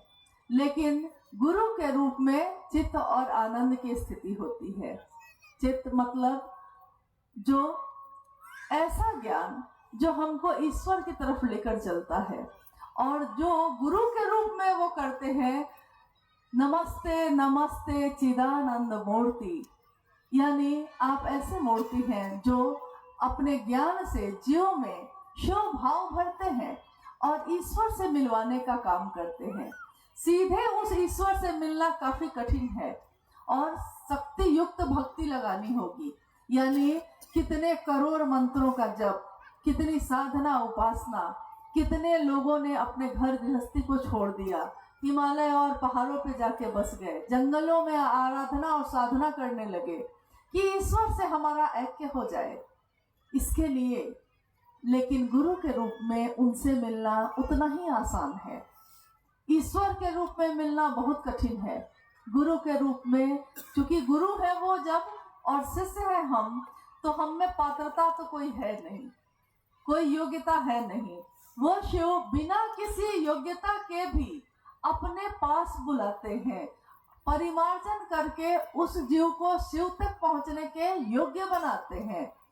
कुछ नहीं आता हमको, हम पतित हैं, आप पावन हैं, हम दीन हैं, आप बंधु हैं, हम अधम हैं, आप ज्ञान के सागर हैं, आप ज्ञान के निधि अगम हैं, यानी हम कुछ भी नहीं हैं, आप सब कुछ हैं। लेकिन गुरु के रूप में जब वो अपने ही संपूर्ण रूप से मिलवाते हैं तो एक बूंद की ताकत कुछ भी नहीं होती। पानी की एक बूंद, उसकी अपनी कोई ताकत नहीं है, लेकिन वो पानी की बूंद जब समंदर में मिल जाती है तो उस बूंद की ताकत समंदर की ताकत होती है। उस बूंद की अपनी कोई ताकत नहीं, मिल गई है समंदर में तो समंदर के जैसी उसकी क्षमता, उसकी ताकत होती है। हमारी आपकी अपने अकेले जीव के तौर पे कोई ताकत नहीं, लेकिन हम अपने गुरु शिव से जब मेरा शिष्य भाव मिलता है और उनका गुरु भाव मिलता है, गुरु का भाव तो है ही, लेकिन इधर से जैसे ही शिष्य का भाव मिलता है, कहते हैं साहब कि शिष्य के भाव के मिलते ही शिष्य के मन में चिन्मय उद्वेलन पैदा करते हैं। वो उद्वेलन का अर्थ होता है तरंग। जैसे पानी अगर कहीं शांत है और एक पत्थर आप उसमें फेंकिए, तो जैसे ही वो पत्थर पड़ता है पानी में तरंगे पैदा हो जाती हैं। अभी तक जो पानी शांत था अभी तरंगों से घिरा हुआ है, चारों तरफ सर्कल बन जाता है। तो देखिए मेरे मन में जो शिव के लिए तरंगे नहीं है, जगत के लिए है, जैसे ही हम शिष्य भाव देते हैं गुरु को, शिव को, तो वो हमारे मन में ईश्वर से मिलने की वो तरंगे पैदा करते हैं, जो गुरु भाव से मिलकर ईश्वर की तरफ चलने की तरफ प्रस्तुत हो जाता है। और मंजिल है भगवान शिव स्वयं, मंजिल वो खुद ही है। तो भगवान शिव में और गुरु में अंतर कोई खास नहीं है, लेकिन हमारे लिए है, क्योंकि भगवान के रूप में उनसे मिलना जितना कठिन है, गुरु के रूप में मिलना उतना ही आसान है, उतना ही सरल है। और कोई एक जिज्ञासा और है, गुरु शिष्य संबंध में दीक्षा क्या है? इन्होंने जो जिज्ञासा पढ़ी है, गुरु शिष्य संबंध में दीक्षा क्या है, क्योंकि जैसे ही जगत में गुरु की बात होती है, वैसे ही दीक्षा और गुरु दक्षिणा की बात जरूर होती है। दीक्षा यानी जैसे ही ज्ञान का दिया जलता है, पाप का क्षय होता है। कहा जाता है, हमारे शास्त्रों ने कहा, ऋषि मुनियों ने कहा कि दीक्षा का अर्थ होता है कि किसी दूसरे के मन में एक ऐसा बिया रोप देना, बिये का रोपण कर देना, जिसमें शिव का प्रेम है, ईश्वर का प्रेम है, या जो जैसा भी गुरु हो, चाहे शरीरधारी गुरु हो, सदगुरु हो, या जगत गुरु शिव स्वयं होंगे, तब भी दीक्षा का अर्थ होता है प्रारंभ करना। जैसे ही इनिशिएशन, यानी जैसे ही किसी चीज को हम प्रारंभ करते हैं, शुरू करते हैं, वैसे ही यहाँ है शिव गुरु हैं, हम आप शिष्य हैं। किसी ने आपसे कहा है कि महादेव को गुरु बना लीजिए, जिसने भी आपसे ये कहा है उसने शिव के गुरु स्वरूप की बात बताई है, तीनों सूत्र बताया है, और कहा है कि देखिए, विश्वास हो या नहीं हो, संशय भी हो तब भी, समर्पण नहीं हो या समर्पण हो, किसी भी स्थिति में अगर आप ये तीनों सूत्र करेंगे शिव को गुरु बनाकर, तो इसका परिणाम वही होगा। जो विश्वास में करने से होता है वही अविश्वास में भी होता है, क्योंकि एक दिन जब साहब ने शिव को गुरु बनाया था, उनके मन में कोई विश्वास नहीं था, कोई समर्पण नहीं था, और उनको लगता था कि यहाँ भी धोखा ही धोखा है, क्योंकि सब गुरुओं से उन्होंने धोखे खाए थे। लेकिन कुछ ही वर्षों में अनंत घटनाएं ऐसी हुई जिन्होंने उनको मन को समझा दिया कि शिव सचमुच में है, आज भी है, उतने ही कारगर, उतने ही ज्यादा अपने जितने कभी भी पहले भी थे, हम ही भूल बैठे हैं। तो उन्होंने कहा कि मेरे मन में एक आध्यात्मिक आह्लाद आया, और इस आह्लाद ने मुझको प्रेरित किया कि मुझ में मानव के अभ्युदय की जिद है। साहब कहते हैं कि मुझ में मानव के अभ्युदय की, आप नहीं समझते कि मेरे लिए अच्छा क्या है, आपको शिव अच्छे नहीं लगते, आपको लगता है समय बर्बाद करना है शिव की बात करके, क्या करेंगे, इतना में कहीं घूम आएंगे, इतना में किसी के घर चले जाएंगे, इतने में तो अपने पत्नी बच्चा के साथ बैठ के समय बिता लेंगे। बहुत सी चीजें हम सोचते हैं, हम सोचते हैं कि महादेव की बात करके होगा ही क्या, लेकिन जैसे ही हम करते हैं बिना किसी विश्वास के भी, खाना आप बनाएंगे तो खाना बनेगा कि नहीं, बिना विश्वास के आपने भोजन किया है, भोजन कर लिया है तो पेट भरा है कि नहीं, बिना प्रेम के आपने किसी की परवाह कर दी है, कपड़े धो दिए हैं, बिना प्रेम के कपड़ा धुला है कि नहीं। और शिव यही है, भगवान शिव और गुरु शिव में अंतर भी जब आती है तो उस समय भी यही बात आती है। पूजा में श्रद्धा चाहिए, पूजा में समर्पण चाहिए, पूजा में एक निष्ठता चाहिए, और गुरु को, शिव को गुरु बनाने में अविश्वास में भी वो गुरु उतने ही परिणामदायी है, संशय में भी वो गुरु उतने ही परिणामदायी है, और कहीं कुछ भी आप नहीं सोचते, कोई भाव पैदा नहीं हुआ है, सिर्फ विचारों में ही शिव को आपने गुरु बनाया है। विचारों में भी अगर शिव है, यानी मन में है वो शिव, उसका उतना ही परिणाम है जितना 10 साल की पूजा में है। इसीलिए शिव की चर्चा को हाईटेक पूजा भी कहा गया। हाईटेक पूजा यानी ये बेंगलोर शहर जो है ये एक और नाम से जाना जाता है। लोग कहते हैं सिलिकॉन वैली है इंडिया का, यानी आईटी का हब है। क्यों कहते हैं? क्योंकि जितने तरह की चीजें हैं ये सब यहाँ उपलब्ध है, तो इसी नाम से ये प्रसिद्ध हो गया। देखिए, अब आप विश्वास करें या ना करें, ये तो है यहाँ। आपके विश्वास नहीं करने से भी क्या होगा?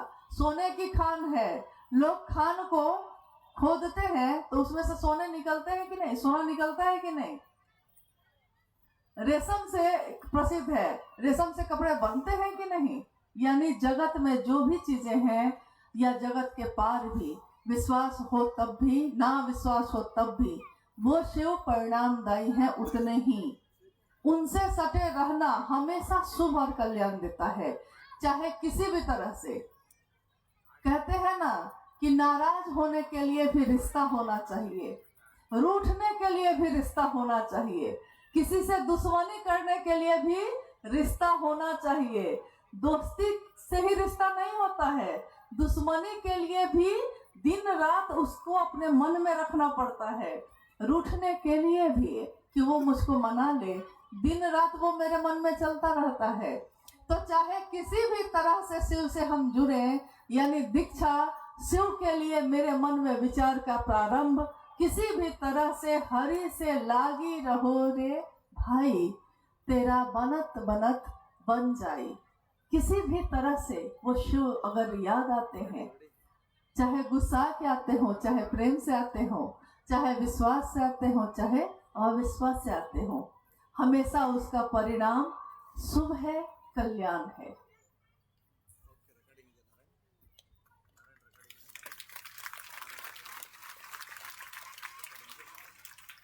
एक अंतिम जिज्ञासा, ओम नमः शिवाय तथा नमः शिवाय में क्या अंतर है? हालांकि ये जिज्ञासा नई नहीं है, लेकिन तब भी आज भी जब नई जगहों पे जहाँ शिव गुरु का कार्य करने हम जाते हैं तो लोग ये बात जरूर पूछते हैं कि आप तीसरे सूत्र में नमः शिवाय से प्रणाम करने के लिए क्यों कहते हैं? पूरा तो ओम नमः शिवाय है, फिर नमः शिवाय सिर्फ क्यों करें? ओम में तो पूरा शिव ही है, ओम क्यों नहीं करें? तो देखिए, व्याख्या पे जब हम जाएंगे तो व्याख्या तो इसकी बहुत लंबी चौड़ी है। ओम ध्वनि है, ध्वनि यानी कि जो आवाज सुनाई देती है। अभी मैं इस टेबल पे ऐसे जोर से मारूं तो इसमें एक आवाज सुनाई देगी, ये है ध्वनि। लेकिन जो मैं बोल रही हूँ वो है शब्द, यानी जो मुंह से निकलता है वो शब्द है, लेकिन जो आवाज होती है उसमें ध्वनि है, मेरे कानों तक पहुंचती है वो। ओम की अपनी व्याख्या है बहुत बड़ी, और है वो सच्चाई ये है कि हाँ, वो महामंत्र से जुड़ा हुआ है, नमः शिवाय से जुड़ा है, सम्मान के लिए जुड़ा है, क्योंकि नमः शिवाय एक ऐसा मंत्र है जिसमें हर जगह सम्मान देने के लिए ओम लगाया गया है बहुत जगहों पे। लेकिन बहुत जगहों पे सिर्फ नमः शिवाय है। जैसे भारत देश में गीता प्रेस है, उसकी किताबें निकलती हैं तो उसमें नमः शिवाय आपको दिखेगा, और बहुत सारे शास्त्र में भी दिखेंगे। कारण यह है कि नमः शिवाय पंचाक्षर मंत्र है, 5 अक्षरों का मंत्र। नमः शिवाय 5 अक्षर, यानी 5 अक्षर पूरे हो गए। हम जब ओम उसमें लगाकर बोलते हैं तो वो हो जाते हैं अब 6 अक्षर। लेकिन ओम की अपनी व्याख्या है। संसार जब बना भी नहीं था, यह सृष्टि बनी भी नहीं थी, और सब कुछ महाशून्य था, कहीं कुछ भी नहीं था, ना कोई तरंग, ना कोई काल, क्योंकि सृष्टि बनी ही नहीं थी तो काल कैसे लागू होता? सृष्टि बनेगी तब ना समय लागू होगा, तो सृष्टि बनी ही नहीं थी। कहते हैं शिव अपनी समस्त शक्तियों के साथ, शिव अपनी समस्त शक्तियों के साथ सुषुप्त अवस्था में थे, यानी सोए हुए अवस्था में। शक्तियां हैं, सारी की सारी हैं, लेकिन अभी सोई हैं। जैसे एक बिया भी अगर ले लीजिए आप, बिया है, उसमें पौधा निकलने की ऊर्जा है, ताकत है उसमें, धान की बाली निकलेगी उसमें, लेकिन अभी वो सुसुप्तावस्था में है, अभी उसको लगाया नहीं गया है, सींचा नहीं गया है, तो अभी वो पौधा उसमें से निकला नहीं है, सृष्टि अभी बनी नहीं है। शिव ने इच्छा की, एको हम बहुश्याम, मैं एक हूं, एक से अनेक हो जाऊं। उनकी इच्छा में इतना बल है, इतना बल है कि इच्छा हुई और सृष्टि बनी। हमारी आपकी इच्छा भी होती है, मिठाई खाने की इच्छा है, लेकिन इसके लिए हमको जाकर खरीदना होगा और पैसा होगा तो खरीद पाएंगे और खा पाएंगे। यानी कि इच्छा हम करते हैं तो हमको ज्ञान भी लेना पड़ता है, क्रिया भी करनी पड़ती है, तब कहीं जाकर मेरी इच्छा पूरी होती है या नहीं होती। हम इच्छाएं तो अनंत करते हैं, सारी इच्छाएं तो पूरी नहीं होती, लेकिन शिवेच्छा बलियसी, शिव की इच्छा में इतना बल है, इतना बल है कि शिव ने सोचा है और सृष्टि बनी। तो पहले बना आकाश, फिर वायु, फिर अग्नि, फिर जल, फिर क्षिति यानी मिट्टी। तो जैसे ही सृष्टि इच्छा हुई और सृष्टि बनी, साहब ने कहा कि जब कोई इच्छा होगी और बनेगी, इसके बीच में थोड़ा सा तो कुछ होगा ना। मैंने ऐसे करके मारा, लेकिन मेरे इस पे मारने में और इस टेबल के बीच में 100वां सेकंड का भी कुछ भाग तो होगा। तो वैसे ही शिव की इच्छा में और सृष्टि के बनने के बीच में जो एक आवाज हुई, ध्वनि, 10 to 20 minutes. इच्छा के कारण जो सृष्टि बनी, उस बीच में एक ध्वनि हुई। जो ध्वनि क्या थी? तो वो ध्वनि थी अ उ म। अ को उत्पत्ति, उ को स्थिति और म को लय माना गया है। अ उ म। लेकिन वो ध्वनि ऐसी थी जो अगर एक साथ सुना जाए तो उस ध्वनि में आवाज आ रही है ओम, यानी ये ध्वनि है। लेकिन अभी ये ध्वनि जगत के बाहर ही है। अभी सृष्टि अब बनी, अब इसके बाद बनी। जैसे ही सृष्टि बनी, आकाश तत्व बना। हमारा आपका शरीर भी 5 तत्वों से बना है, ये दुनिया भी 5 तत्वों से बनी है। ये 5 तत्व जो है, तो सबसे ज्यादा जब हम अपनी ज्ञानेंद्रियों का, यानी आंख, नाक, कान, जैसे सूंघने का, छूने का, स्पर्श करने का या खाने का, स्वाद लेने का, 5 ज्ञानेंद्रियां जहां काम करती हैं वो है मिट्टी का तत्व।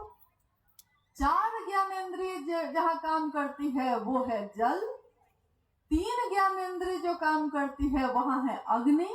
यानी जैसे जैसे हम सूक्ष्म होते जा रहे हैं, वैसे वैसे मेरी ज्ञानेंद्रिय अब कम काम कर रही है, अब कम काम कर रही है। 3 तक जाते जाते अग्नि, वायु तक जाते जाते अब 2 ही ज्ञानेंद्रिय काम करेगी।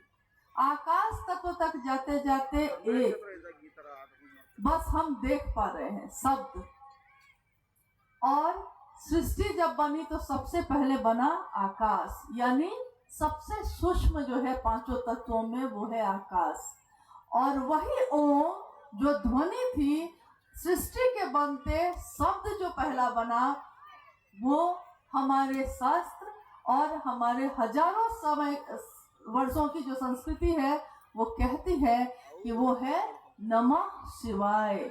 यानी सृष्टि ने झुककर उस शिव को प्रणाम किया जिस शिव की इच्छा से वो पैदा हुई है। शिव की इच्छा से जो भी चीज सृष्टि होती है वो सबसे पहले क्या करेगी? उसको प्रणाम, शिव को प्रणाम।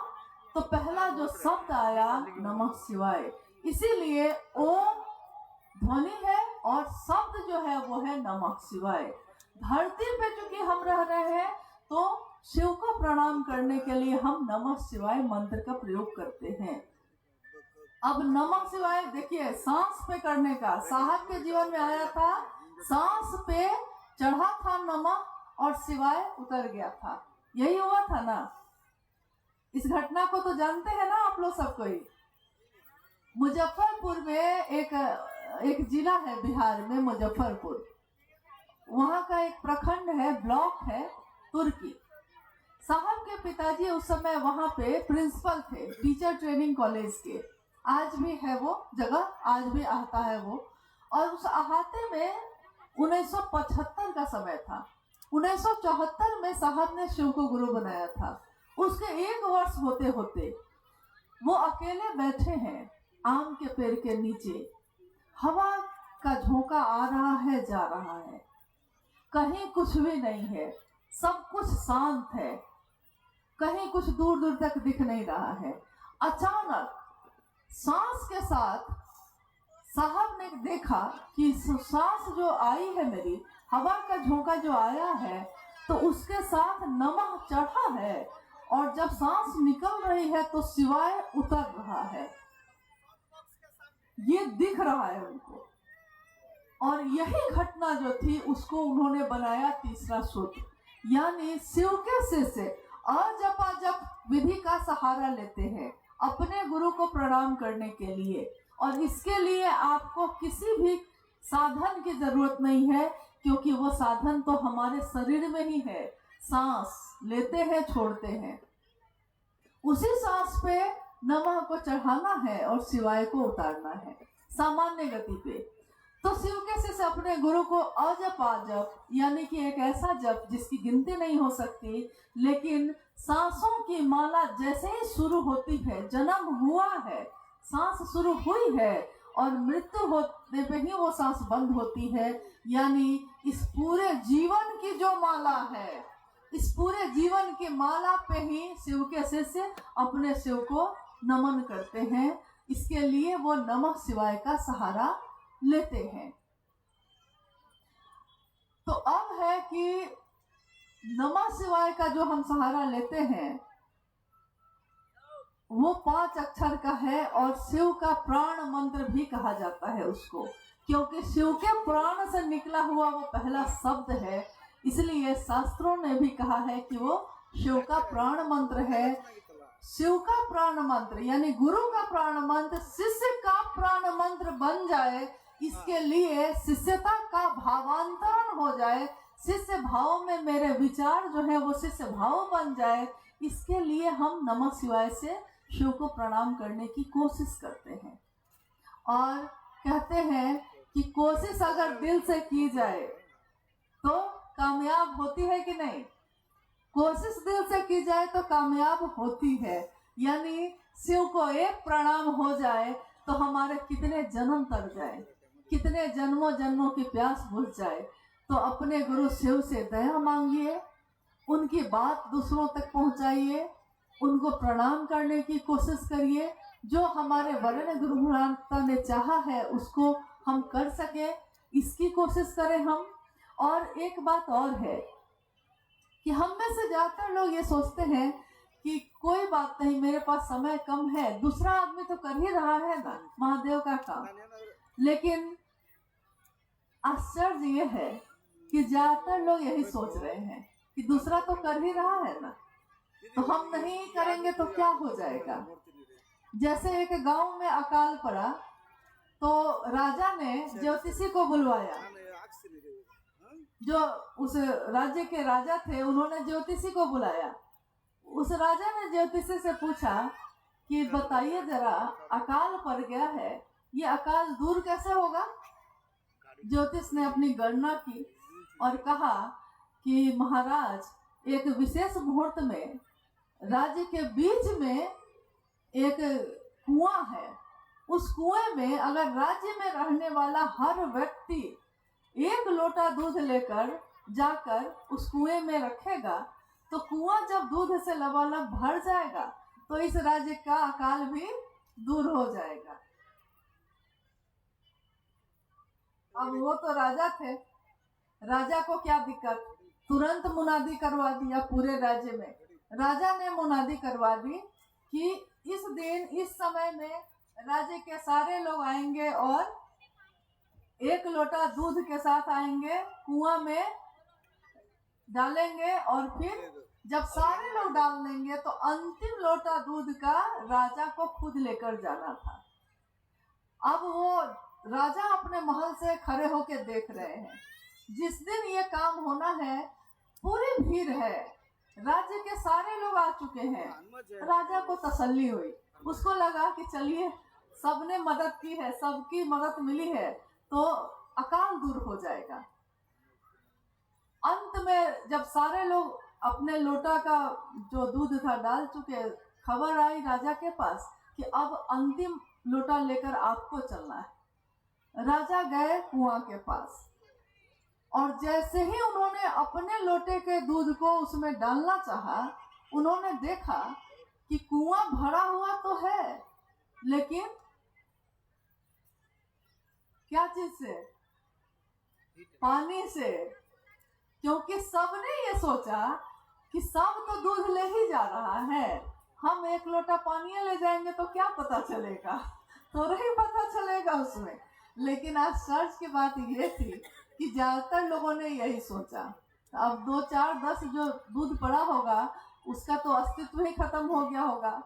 राजा को बड़ा आश्चर्य हुआ, उन्होंने बुलाया, पूछा तो पता चला कि सबने यही सोचा कि दूसरे सब तो कर ही रहे, इतनी तो भीड़ है, सब तो कर रहे हैं, तो हम एक नहीं करेंगे तो क्या होगा। जैसे हम लोग भी आज यहाँ बैठे हैं और हम लोग सोच रहे हैं कि इतने लोग तो शिवशिष्य है ही, सब तो करते ही होंगे, एक हम ही थोड़ा सा नहीं करेंगे तो क्या होगा, महादेव का काम तो हो ही जाएगा ना। लेकिन हम भूल जाते हैं कि हर व्यक्ति की अपनी सहभागिता है, हर व्यक्ति का अपना जीवन है। मैंने कहा है कि मेरे गुरु शिव हैं, आपने कहा है कि आपके गुरु शिव हैं। मैं जो करूंगी मेरे गुरु का रिश्ता और शिष्य का रिश्ता जो है उसमें परिणाम आएगा, आप जो करेंगे आपका परिणाम आएगा। लेकिन हमारी शुभकामना है और साहब दीदी से आशीर्वाद की आकांक्षा कि हम सबके मन में ये बात आए कि जाना तो है लेकिन लोटा में दूध लेकर जाना है, यानी कि पहुंचाना है ये संदेश, ये साहब हरिंद्र का संदेश है, जन जन तक पहुंचाना है। इसमें हमारा ये शरीर काम आ जाए, आपका ये शरीर थोड़ा काम आ जाए, इससे सुंदर बात और कुछ भी नहीं हो सकती। अरे जगत में तो सबके लिए हमने कुछ न कुछ किया है, थोड़ा अपने शिव के लिए भी करके देखते हैं। किसी दिन साहब ने भी तो यही सोचा था कि थोड़ा महादेव आप ही के कारण बर्बाद होके देखते हैं। लेकिन जो मोहब्बत में पड़ जाता है, जो प्रेम में पड़ जाता है, फिर सारी दुनिया एक तरफ हो जाती है और प्रेम का पलड़ा सबसे भारी होता है। मंसूर के लिए कहा जाता है कि वो कहता था कि खुदा है, खुदा है। राजा जो वहां का था वो कहता था कि मैं ईश्वर हूँ, मेरा गुणगान करो। वो कहता था कि नहीं, तुम नहीं हो ईश्वर, ऊपर कोई और है। तो उस राजा ने कहा कि मुझसे ताकतवर कौन है। उसने मंसूर को सूली पे चढ़ा दिया, सूली पे, फांसी पे चढ़ा दिया।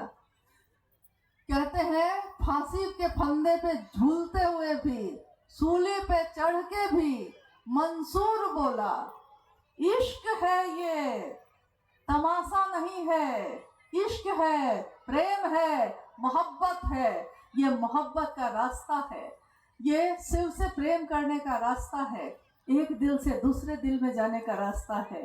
थोड़ा सा तो हम दूसरे में दे सकते हैं। आपके थोड़े से प्रेम बांटने से क्या जाने किसके जीवन में क्या कष्ट होगा और वो उस कष्ट से निकल जाएगा। आपने सुना थोड़ी देर पहले गुरु भाई भजन गा रहे थे, कौन जानता था कि एक दिन उनके मन की ये स्थिति थी या उनके जीवन की ये स्थिति थी कि वो अपने जीवन को खत्म करने का सोचते थे, और आज वो कहते हैं कि आओ ऐसा कर्म हम करें। हाँ, क्योंकि जब हमारा मन ये समझ लेता है कि महादेव का बल ही सबसे बड़ा बल होता है, जिसकी संगत हमारा मन करता है, हमारा मन भी एक दिन उसी के जैसा हो जाता है। मजबूत का सहारा लेने वाले का मन भी मजबूत होता है, कमजोर का सहारा लेने वाले का मन भी कमजोर होता है। कमजोर लोग के मानसिकता के लोगों के साथ रहिएगा तो आपको कमजोर करेंगे। एक घटना इसमें साहब ने बताई थी। एक बार साहब की बहन जो दूसरे जगह रहती थी बीमार हो गई और आधी रात हो गई थी। उन्होंने कहा कि मैं उसी समय मोटरसाइकिल लेकर तैयार हो गया। अरे बहन बीमार हो गई है, अभी जाना है, मुझको तुरंत जाना है। तो एक व्यक्ति आए, उन्होंने कहा कि अभी मोटरसाइकिल लेकर कहाँ जाने के लिए तैयार हो गए? तो साहब ने कहा कि बहन बीमार हो गई है, तुरंत जाना होगा। अपना का मामला जब आता है तो आदमी तो तुरंत तैयार हो ही जाता है। तो तैयार हो गए। उस व्यक्ति ने कहा कि अरे आधी रात है, सुनसान में अकेले जाइएगा, पागल हो गए हैं क्या? 4-5 बजे सुबह में जाइएगा, छोड़ दीजिए। तब तक साहब को भी लगा कि क्या करें, तब जाएं कि नहीं जाएं, क्या करें अब।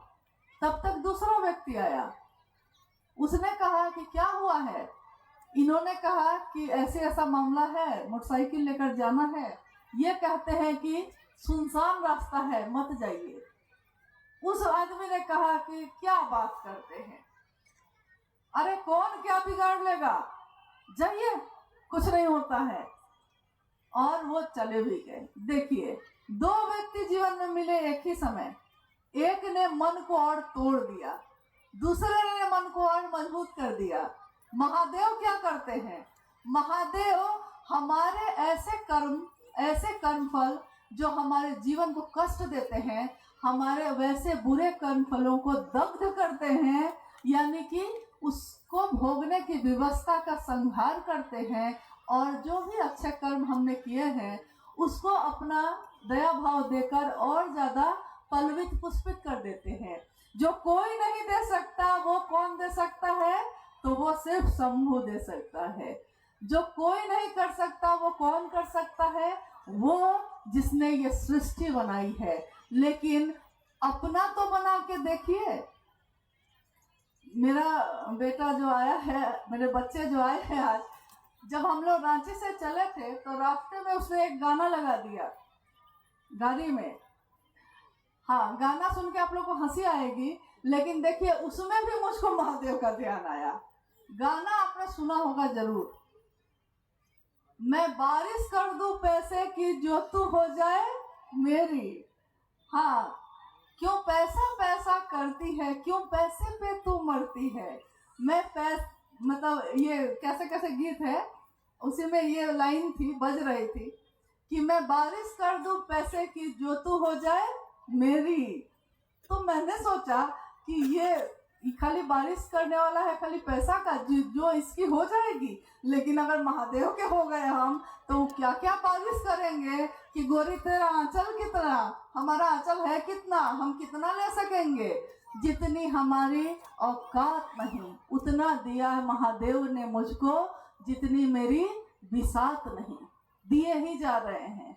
और इस बारिश में केवल जो तू हो जाए मेरी, अगर उनके हो गए तो क्या ऐसा है जो उपलब्ध नहीं है, क्या ऐसा है जो प्राप्त नहीं हो सकता। लेकिन जो शिव को चाहेगा, जिसने शिव को चाह लिया है, वो दुनिया की कौन सी चीज चाहेगा?